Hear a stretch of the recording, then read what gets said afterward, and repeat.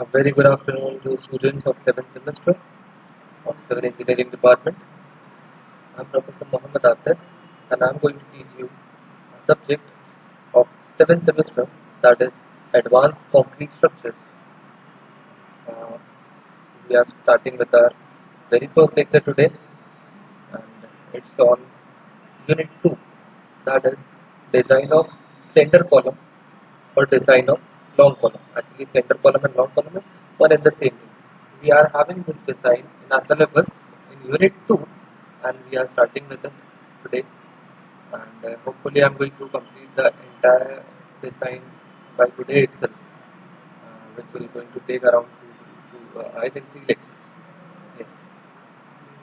So I think without much delay, we should start with our lecture, and I hope you all are going to get it wonderfully explained and बहुत अच्छे से आप लोग को समझ में आ जाएगा. तो विदाउट मच डिले हम उसको स्टार्ट करते हैं. तो डिजाइन ऑफ स्लैंडर कॉलम, हमें क्या करना है, हमें एक लॉन्ग कॉलम या स्लैंडर कॉलम जिसे हम कहते हैं उसे हम डिजाइन करने वाले हैं. Design will be based on IS 456-2000 and a part of it is also based on SP16 as well. तो हम कुछ पार्ट इसका SP16 से अडॉप्ट कर रहे हैं और कुछ पार्ट इसका IS 456-2000 से अडॉप्ट कर रहे हैं, और इस तरीके से हम डिजाइन करेंगे हमारा लॉन्ग कॉलम. सो स्टार्ट करते हैं. Very first thing, to satisfy the criteria of a design of long column, you must require to satisfy the expression which is given in IS 456-2000 on page number 71. The expression which is required to be satisfied is as shown here in cloud, which says MUX upon MUX1 the whole to the power alpha n plus MUY upon MUY1 the whole to the power alpha n should be less than equals to 1.0. So this is the major expression which is required to be satisfied as per IS 456-2000 page number 71.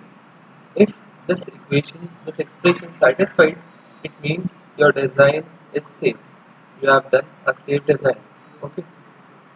Which is, as you can see, the expression is completely based on moments, and moments are completely based on loads. Okay. MUX. Now let's start with the abbreviation of the terms given in the expression. MUX and MUY. हम सबको पता है कि MU is the moment, ultimate moment. It is a design moment in x direction and in y direction. Okay. Whereas and MUX and MUY are the numerators of our expression. Okay. Now MUX1 and MUY1. Now what is this MUX1 and MUY1? It is uniaxial movement, maximum uniaxial movement capacity for an axial load of PU. अगर हमारे पास कोई load है PU, उसके हिसाब से maximum uniaxial movement capacity in x direction and in y direction are MUX1 and MUY1. I hope आप लोग को समझ रहा हो. Okay. And this obtains from interaction chart. आप यहाँ देख सकते हो लिखा हुआ है just MUX1 and MUY1, which is a moment capacity which is based on PU in x and y direction. It is obtained from an interaction chart. Okay. Now let's come to the power. As you can see in the expression, we have a same power in the sum, that is alpha n, where alpha n is a term which depends on PU upon PUZ. It is a term which is dependent on PU, that is your ultimate load, upon PUZ, that is design load. Okay. The expression for PUZ is given, that is 0.45 FCK AC plus 0.75 FY ASC. Okay. It is 0.45 FCK AC plus 0.75 75FYASC। तो आप देख रहे हो PUZ, जिसको हम design moment बोल रहे हो, किस पर डिपेंडेंट है? आपके कंक्रीट, आप कितना कंक्रीट लगा रहे हो कॉलम में, कितना स्टील है कंक्रीट में, FY की ग्रेड, FCK का ग्रेड, यानी कि सीमेंट का और स्टील का ग्रेड।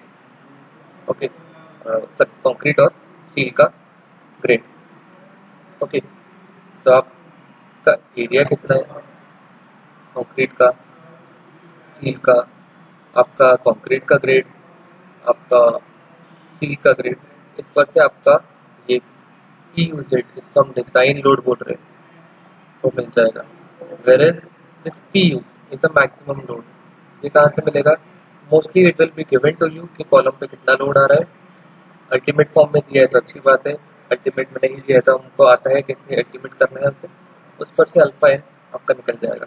तो alpha N R dependent on alpha N R dependent on PU upon PUZ।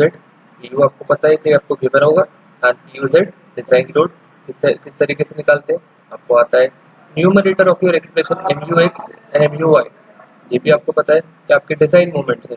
Design moments कैसे निकालते हैं हम स्टेप नंबर 2 में देखते हैं, और फिर MUX1 और MUY1 which are your denominators, ये कैसे निकालते हैं उसको भी देखते हैं। फिर उसके बाद हम प्रैक्टिस क्वेश्चंस पर मूव अहेड करेंगे। So let's move ahead. जैसे कि आपको अल्फा एन तो पता चल गया किस तरीके से निकालना है, numerator PU, denominator PUZ, numerator PU will be given to you, denominator PUZ आपको पता है किस तरीके से ऑब्टेन करना है। Now let's move ahead to your second step, that is design moment, यानी कि आपके न्यूमरेटर MU। अब MU कैसे निकालते हैं? यूजली आपको पता है MU is design moment, ultimate moments. इसको हम किस तरीके से निकालते हैं? By your simple expression that says moment equals to force into displacement. बस इसी तरीके से निकालेंगे। लेकिन आप यहाँ देख सकते हो मोमेंट्स जिनके नाम दिए MI, where MI is initial moment. आप इनिशियल मोमेंट के लिए वो फॉर्मूला यूज कर रहे हो, फोर्स इनटू डिस्प्लेसमेंट या डिस्टेंस, फोर्स इनटू डिस्टेंस। ठीक है, ओके। अब इन फोर्स इनटू डिस्टेंस को हम MI बोल रहे हैं।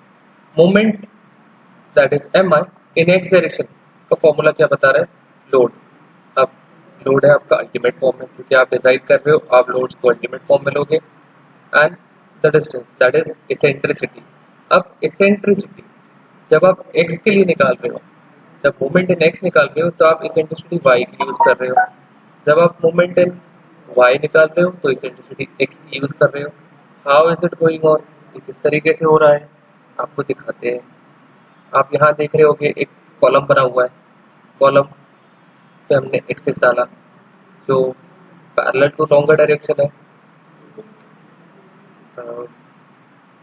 okay, anyways, this is your x-axis, this is your y-axis, this is your x-axis, this is your y-axis। आपका ये डायरेक्शन आपका डेप्थ हो गया, ये डायरेक्शन आपका विड्थ हो गया। जो डेप्थ को काट रहा है x-axis, आप देख सकते हो। wait a second,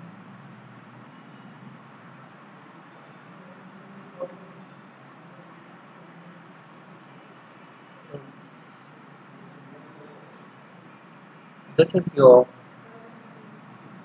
column, ये हो गई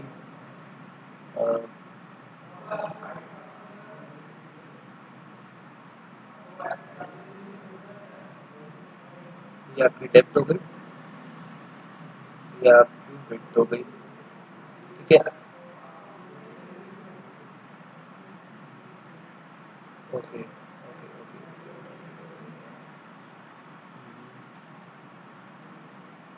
जो डेप्थ को इंटरसेक्ट करेगा that will be your x-axis।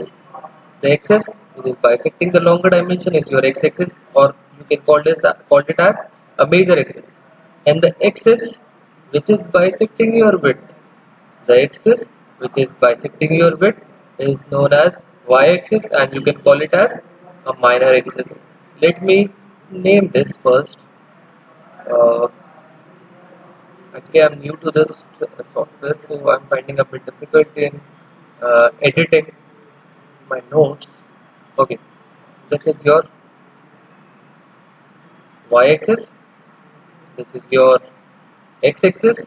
X-axis is bisecting to the longer dimension, so it is called as your major axis. Y-axis is bisecting the shorter dimension, so it is called as a minor axis. Okay, okay. So next thing. Okay, suppose if the force is right here. Sorry, not there. If the force is here, that is your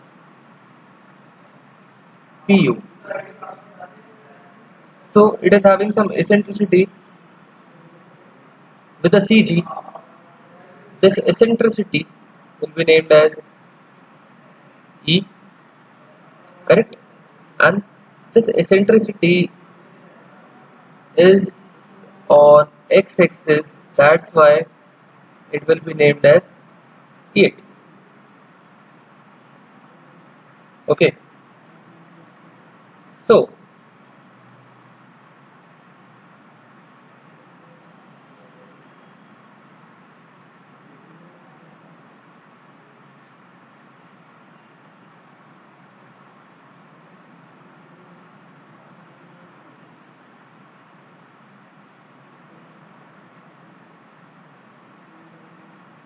so for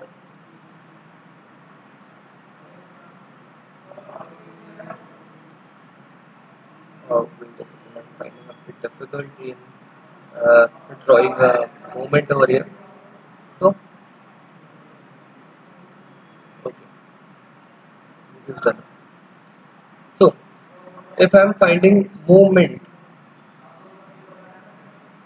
in or about x-axis, movement about x-axis. Now all of you must be knowing that movement about x-axis means a movement which is uh, rotating about x-axis. Okay, a movement which is showing a rotation about x-axis. Okay, and movement about y-axis will be uh, like this way. Hope you are understanding it well. Movement about y-axis will be like a movement rotating about y axis, यानी y के इर्द गिर्द घूमने वाला is my. X axis के इर्द गिर्द घूमने वाला is your mx. Okay, so for finding moment about x, sorry, let's start with moment about y. So for finding moment about y, आपको ऐसा रोटेशन क्रिएट करना है कि y के इर्द गिर्द घुमाना है कॉलम को. तो आपका ये पी रोल प्ले करेगा जो इतने इसेंट्रिसिटी के साथ रोटेशन क्रिएट करेगा. I hope you are understanding it well. ये force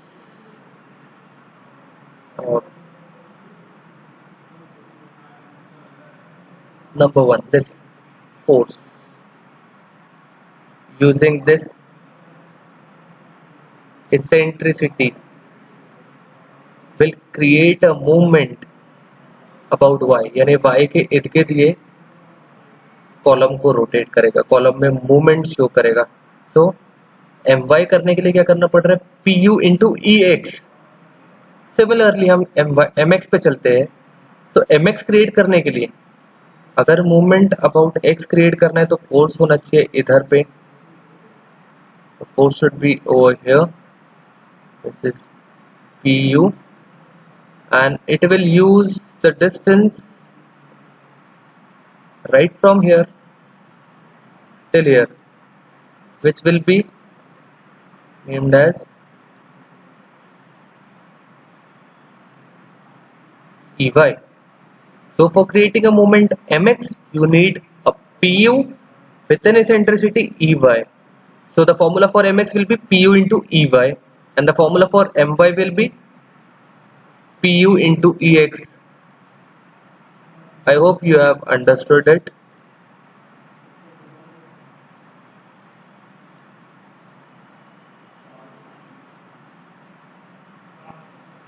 Look, for the formula mi about x, you need a formula pu into Ey. For mi with respect to y, or moment about y-axis, you need pu into ex. Hopefully it is clear to you. So students, you can see your initial movements इस तरीके से आते हैं. It is with the help of force into displacements. और इस पे आपको पता है कि अबाउट x निकालने के लिए इसेंट्रिसिटी y यूज होगी और अबाउट y निकालने के लिए इसेंट्रिसिटी x यूज होगी. इसके अलावा mi आपके और एक तरीके से निकाले जाते हैं, and that way is with the help of curvature. अब curvature is nothing but a bending in two ways, either a single curvature and a double curvature, that obtains by the help of this end moment. The end moment at top and end moment at bottom tells you कि किस तरीके से आपका curvature आने वाला है. अब आप यहाँ देख रहे हो कि ऊपर वाला end moment that is clockwise and नीचे वाला end moment that is anti clockwise. दोनों देख रहे हो आप, दोनों के एरो एक तरफ है, इसलिए मोमेंट भी या कर्वेचर भी या बेंडिंग भी या बकलिंग भी, देखो बेंडिंग बट बकलिंग एक ही एंड में हो रही है, एक ही डायरेक्शन में हो रही है. ठीक है, so this is called as single curvature. Whereas if it is a double curvature, तो आप देख सकते हो एंड मोमेंट्स किस तरीके से है. ऊपर वाला एंड मोमेंट वैसे ही है, दैट इज क्लॉकवाइज, लेकिन नीचे वाला एंड मोमेंट भी आपका क्लॉकवाइज है. दोनों का एरो आप देखिए, एक का एरो एक फेज से आ रहा है, एक का एरो एक फेज से आ रहा है. तो इस वजह से ऑब्वियसली बकलिंग इस तरीके से होगी, और इस फेस पे एरो दिख रहा है तो बकलिंग इस फेस पे आएगी. अब आप देख रहे हो दोनों फेस पर बकलिंग है, तो it is a double curvature. ठीक है, तो आपको single curvature double curvature clear हो गया है. तो because of the single curvature and double curvature, initial moments इसके भी हेल्प से आते हैं. अब एंड मोमेंट्स कैसे आएंगे, आप कैसे लोगे, तो आपको उसके ऊपर सोचने की जरूरत नहीं है. आपको आपके न्यूमेरिकल में गिवन होगा कि end moment at top and end moment at bottom कितना कितना है. कर्वेचर सिंगल है या डबल है ये भी आपको गिवन रहेगा, तो आपको उस पर सोचना नहीं पड़ेगा, आपको कंडीशंस गिवन रहेगी. ठीक है, उसके हेल्प से भी आप अपना mi निकालोगे, moment about x, moment about y, for single curvature and for double curvature. Formulas are given to you. Formulae again IS 456 पर available है at पेज नंबर 72. आप एक्सप्रेशन देख सकते हो, mi की एक्सप्रेशन है 0.6 mu2 plus 0.4 mu1, whereas for double curvature the expression for mi is minus 0.6 mu2 plus 0.4 mu1. Hope it is clear to you. ज्यादा difference नहीं है दोनों फॉर्मूले में, सिंगल कर्वेचर डबल कर्वेचर में. सिंगल कर्वेचर में दोनों प्लस साइन पर है, वेरएज डबल कर्वेचर में 0.6 वाला जो एक्सप्रेशन दैट इज 0.6 mu2 उसके सामने माइनस है. That is the only difference in the formula for initial movement by single curvature and double curvature. अब आप हमेशा याद रखो कि आपको mu2 बढ़ा दिया जाएगा compare to mu1. That is, moment at bottom will be always greater than moment at top. Okay. So, आपकी सेकेंड इक्वेशन भी आपको समझ गई है. अब mi आपको इस तरीके से भी निकालना आता है और इस तरीके से भी निकालना आता है. आपके पास दो तरीके अवेलेबल है mi निकालने के लिए. Number one is force into distance and number two is using curvature. Single curvature है तो फॉर्मूला ये वाला, डबल कर्वेचर है तो फॉर्मूला ये वाला. ठीक है, अब आपके पास mi आ जाएंगे इन विद टू वैल्यूज. आप कौन सी वैल्यू सिलेक्ट करोगे, आपकी वैल्यू सिलेक्ट जो होगी that will be maximum of 2. Okay, तो आपका mi निकल गया है. अब डिजाइन मोमेंट्स में हमको एडिशनल मोमेंट भी लगता है. अब एडिशनल मोमेंट क्या चीज है, एडिशनल मूवमेंट सिर्फ लॉन्ग कॉलम में जनरेट होगी, शॉर्ट कॉलम में नहीं। लॉन्ग कॉलम होने की वजह से बाय डिफॉल्ट आप देख सकते हो हर कोई चीज जो लॉन्ग है उस पर ना सिर्फ उसके लोड की वजह से मूवमेंट आता है, बट एडिशनली भी कुछ मूवमेंट्स इसमें आते हैं बिकॉज ऑफ इट्स डायमेंशन। तो आप देख रहे होगे बिकॉज ऑफ इट्स डायमेंशन, यहाँ देख रहे हो आप डायमेंशन इसमें गिवन है इस एक्सप्रेशन में। So because of depth and length and because of ultimately load, load तो रहना ही है, load की वजह से मूवमेंट्स आना है। Additional movements because of length, because of depth, that is because of dimensions and load which is acting on it, additional movements आने वाले हैं। Additional movement about x and additional movement about y के लिए formula given है जिसमें सिर्फ dimension में b और d वैरी करेंगे। अब x में डी क्यू और y में बी क्यू, आई थिंक ये आप लोग को क्लियर होगा कि अगर कोई कॉलम है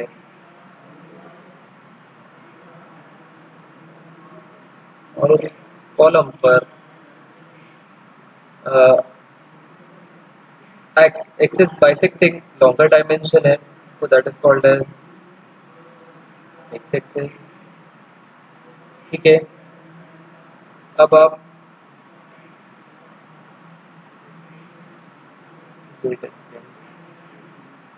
I need to use a pencil for it. So, अगर आप mx sorry my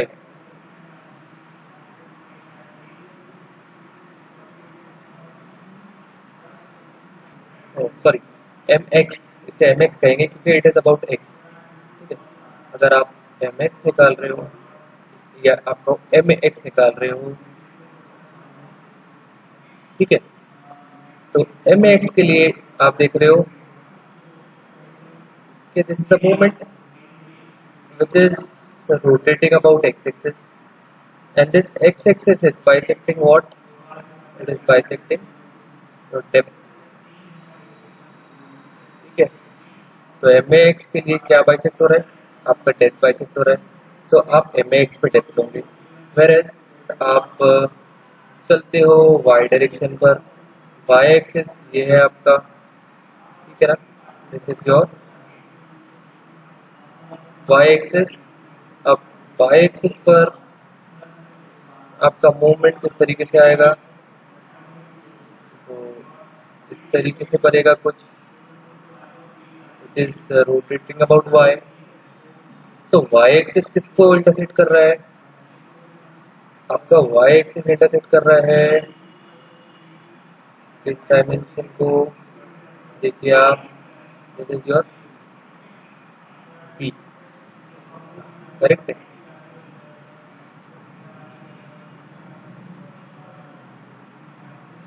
this is your p, okay.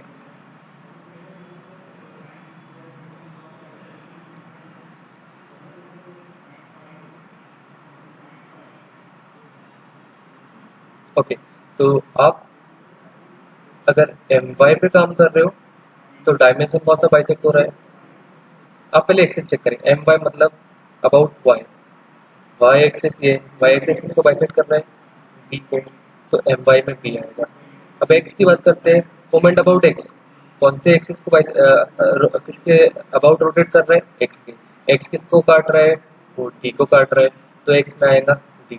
I hope it is clear to you. इसमें क्या आ रहा है? फोर्स और डायमेंशन। फॉर्मूला इज pu, अब pu into D upon 2000 multiplied by bracket में LEX upon D the whole square.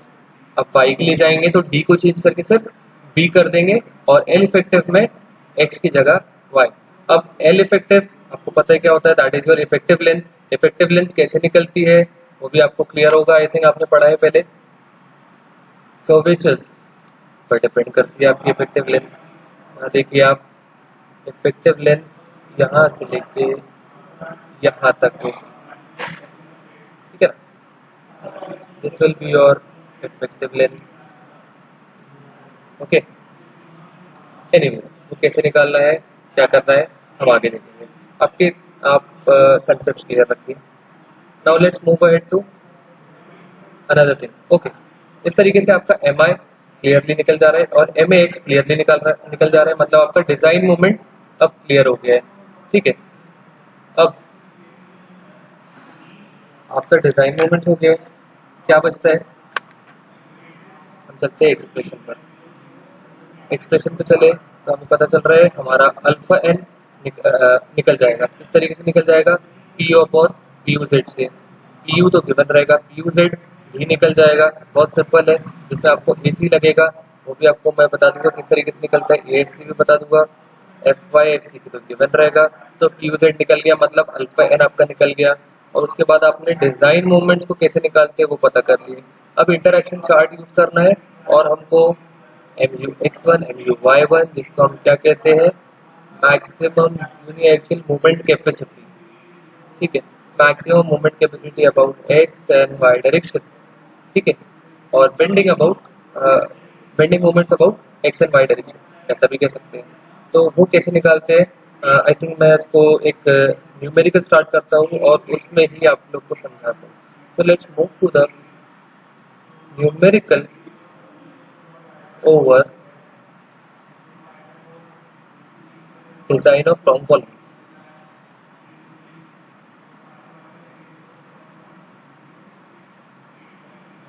Okay, मैं अपनी स्क्रीन सेट कर देता हूँ।